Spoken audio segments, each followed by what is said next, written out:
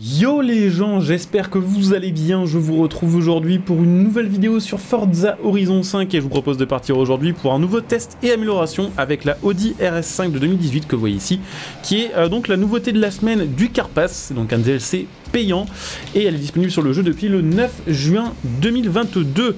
Donc c'est histoire de moderniser un petit peu les gammes, puisqu'effectivement on avait déjà l'ancienne RS5 sur le jeu, donc c'est pas tout à fait un vrai nouveau modèle, même si voilà, il modernise quand même le jeu petit à petit, et que je pense que la RS5 de 2018 était quand même dans la liste des voitures demandées.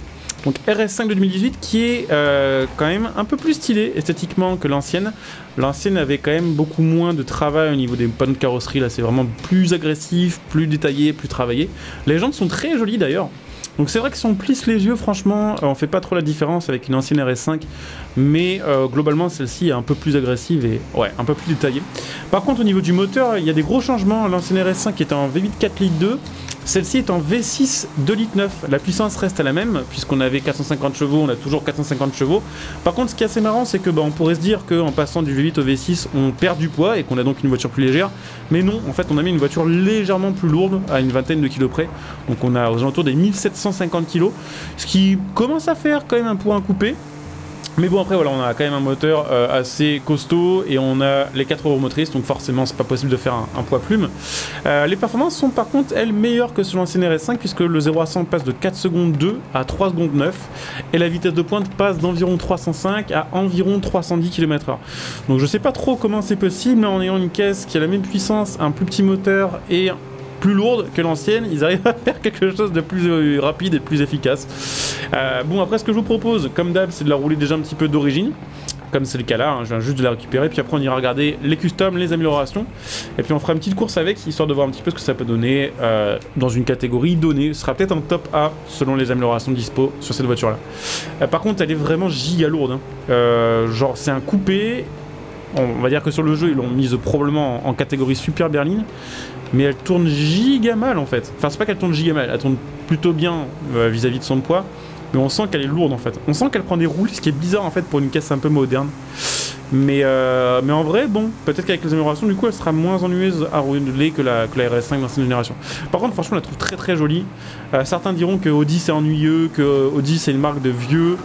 Franchement, la RS5 elle a de la gueule. Après bon, peut-être qu'en gris, avec les jantes grises comme ça, c'est peut-être trop discret. Mais franchement, je pense que dans une couleur un peu plus vénère, elle va avoir vraiment de la gueule.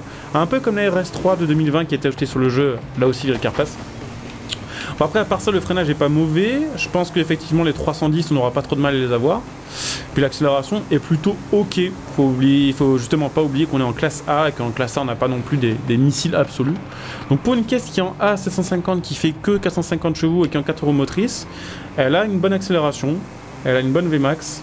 Par contre, elle a vraiment pas un bon comportement en virage. Enfin, c'est vraiment pas le truc le plus efficace. Je pense qu'en super berline, ça ira si vous faites la course contre d'autres berlines.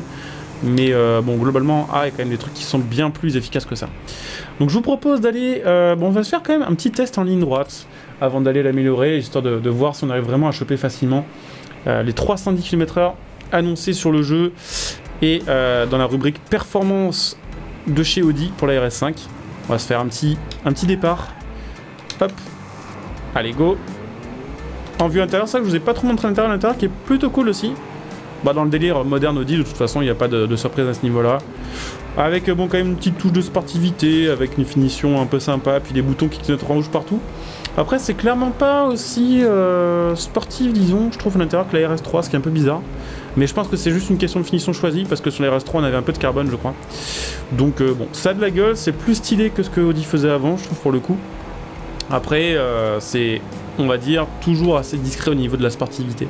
Et par contre, sur celle-ci, l'écran est éteint, malheureusement. Et un peu bizarre aussi, la jauge de puissance et de couple qui fonctionnait à peu près sur la RS3 ne fonctionne pas sur la RS5, alors que pourtant, c'est les mêmes assets. C'est juste pas placé au même endroit, c'est un peu bizarre. Par contre, le compteur de latéraux fonctionne. Donc on a eu combien? On a eu 290. Bon, après, on est sur une montée. Donc je pense qu'avec la redescente derrière les 300, on va les choper sans trop de soucis. Ouais, en fait, ils ont mis une finition à Alcantara, alors que sur les RS3, ils ont mis une finition à carbone, si mes souvenirs sont bons. Et ouais, effectivement, on chope 300. On a une boîte 8? Ok. Donc bon, les 310 seraient faisables, après, il faut quand même une vraie bonne ligne droite. Hein. Après on va aller regarder les améliorations du coup, comme je vous le disais, on va regarder s'il y a quelques customs. Je ne crois pas, malheureusement, on verra. C'est vrai que j'avais dit une petite bêtise d'ailleurs quand j'avais parlé de cette voiture en vidéo il y a quelques temps. Je disais que la RS5 aurait un kit ABT, mais non, c'est la RS4 en fait. Celle-ci n'a malheureusement que les custom Forza qui sont en plus pas dingue. Voilà. Donc ce qu'on va faire, c'est que comme d'hab, je vais l'améliorer à fond pour vous montrer un peu le potentiel du truc. Et puis après, on l'optimisera pour qu'elle soit efficace dans telle ou telle catégorie. Donc niveau puissance max sans swap, on est à 934 chevaux, ce qui est déjà pas mal du tout. Et la caisse devrait aller en top S1 assez facilement en fait, puisqu'on n'a pas encore changé les gommes et on est déjà en 880. Donc j'allais dire peut-être qu'on la jouera en top A, mais en fait vu les perfs, il y a moyen qu'on la joue plutôt en top S2 celle-ci. Alors maxé de chez maxé sans swap, on est en 924. Ce que je vous propose du coup, c'est de la jouer en top S1. Et ce qu'on va faire, c'est qu'on va baisser un petit peu la puissance du coup, parce que vu les stats, la tenue de route on va pas trop y toucher, la voiture était quand même relativement lourde d'origine, c'est ce que je disais tout à l'heure. Donc si on arrive à garder une tenue de route aux alentours des 7 sur 10, ce sera pas mal, donc on va un petit peu baisser la puissance par contre. Je vais quand même vous montrer les différentes peintures constructeurs si ça vous intéresse. Je pense qu'effectivement on va partir sur une config qui se voit un peu plus qu'en gris. En noir aussi elle est très jolie, mais là ça fait encore plus discret, on voit encore moins les détails des panneaux de carrosserie. Mais en bleu, en vert ou en rouge, c'est plutôt cool. Au final, je fais une petite config en vert. Alors là, bon, c'est pas super bien éclairé parce qu'on est malheureusement de nuit. Mais bon, voilà en vert avec les jantes, finition mi-carbone, mi-peinture noire mat, non, noire brillante, pardon. Et le liseré vert autour des jantes, je trouve que ça trop de la gueule en fait. Donc on va se lancer une petite épreuve, j'essaie de prendre une épreuve de jour, comme ça je pourrais vous montrer un petit peu la bagnole. Et puis ben, on verra ce que ça donne l'épreuve tout simplement. Donc c'est parti du coup pour un petit essai avec la RS5 sous le soleil en plus. Alors en fait le liseré autour des jantes se voit à peine, hein. C'est vraiment tout petit. Je pense que si je mets en mode photo, en zoomant un peu, vous pourrez la voir. Ouais, ça se voit mais c'est vraiment discret, mais je trouve qu'elle est super jolie comme ça en fait. Bon après ce que j'aime pas trop honnêtement c'est le rendu des barres à l'intérieur, des barres anti-rapprochement. Mais ça en fait sur cette voiture là qui a pas une tenue de route incroyable et sur une caisse qui est pas si rigide que ça, c'est nécessaire en fait. Du coup pas le choix de le laisser et bon, c'est pas très joli au niveau du rendu, mais c'est ce qui va aider à la tenue de route, clairement. Franchement j'ai regardé les stats de la voiture, c'est assez bizarre hein, pour une top S1, on a vraiment une grosse puissance, on a effectivement une bonne accélération et une bonne VMAX. Par contre la tenue de route à 6.9 sur 10, ça me paraît vraiment pas beaucoup. Après bon, faut bien se dire que ce genre de caisse, ce sera jamais méta, je pense pas en tout cas, mais qu'il y a moyen que ce soit quand même marrant à jouer, notamment dans des épreuves où c'est le thème Audi ou dans le thème Super Berline, parce que là de toute façon toutes ces voitures là elles auront de toute façon des tenues de route aux alentours des 7,5 sur 10 max sur 10 en S1. Et ce que vous allez perdre un petit peu en tenue de route par rapport à eux, vous allez rattraper en accélération, là une bonne, voire même une très bonne accélération par contre pour une top S1. C'est vraiment pas mal du tout, c'est une caisse qui va facilement taper les 400 alors que pourtant nous ne sommes pas en S2. Et on a quand même 800 chevaux. D'ailleurs on se fera un test après ça, on se fera un test avec la voiture maxée, histoire de vous montrer un petit peu ce que ça donne quand même. Mais bon, j'aime bien aussi faire des essais avec des voitures qui sont pas full. Le freinage c'est chaud, hein. C'est limite pour une caisse comme ça. Je pense que ça va, ça suffira, mais bon faut pas avoir de... Quoique non, hein. Il freine vraiment pas bien, genre là je regarde la E63 Brabus qui est devant moi. Enfin Brabus, le 63S, la vache, il me met hyper mal au freinage. En fait. C'est abusé, mais what the fuck, j'ai pas de frein en fait. Genre j'ai freiné tellement longtemps avant eux. Et la vache quoi. C'est tendu quand même. Alors ouais, le freinage est pas fou, la tenue de route est pas folle. Par contre l'accélération et la VMAX m'a l'air d'être très OP pour une S1. Donc bon, probablement un truc qui sera viable que sur des épreuves d'autoroute, et pas du tout sur des épreuves de ce style-là. En fait, enfin si ça va encore parce que justement on a des bonnes lignes droites. Mais en fait même non, en ligne droite on se fait un petit peu démonter. Je pense qu'elle est bien en accélération de 0 à genre 250 et au-dessus en fait on se fait laver par les voitures qui sont en V8 ou en V10 parce qu'elles doivent avoir peut-être un peu plus de facilité à ces vitesses-là.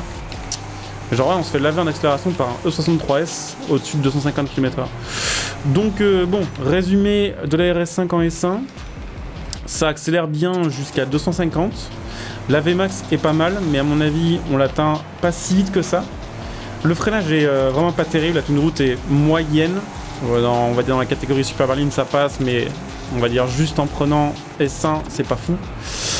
Donc c'est pas fou, voilà. En tout cas niveau perf c'est pas dingue. Après globalement les voitures du Carpass, il n'y en a aucune qui est vraiment méta et vraiment incroyable dedans. Donc voilà, je suppose qu'ils n'ont pas envie de se faire accuser de pay to win. Ou quelque chose du style. Les très bonnes voitures ajoutées en nouveauté, c'est en section festival, c'est des voitures que tout le monde peut avoir gratuitement. Mais par contre les voitures les plus cool je trouve sont les voitures du Carpass. Donc après à voir de quel côté vous êtes.